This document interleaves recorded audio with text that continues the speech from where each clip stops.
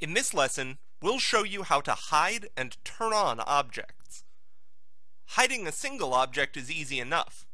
Just left-click on it to select it, then right-click on the object and select Hide from the drop-down menu.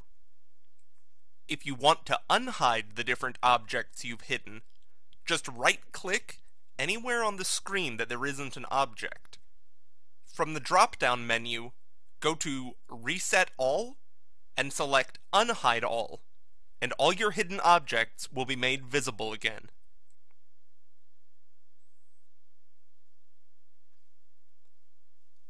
Sometimes it'll be easier for you to select what you don't want hidden. In order to do that, all you have to do is click on the objects that you don't want hidden. Then from the Home tab, under the Visibility panel, you can click the Hide Unselected button. Everything that you don't have selected will then be hidden.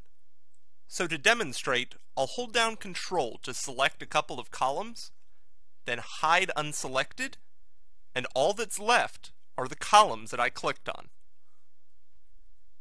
When you want to unhide the objects that you've hidden, you can always right-click and go to Reset All, or if you're on the Home tab, you can go to the Visibility panel, click the Unhide All button, and select Unhide All from the drop menu.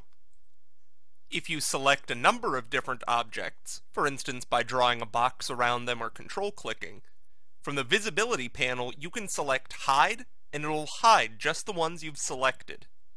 Now if we select additional objects in the same area, and select Hide Unselected, note that it did not select the objects that we hid in the first place. To Navisworks, those objects weren't there at all.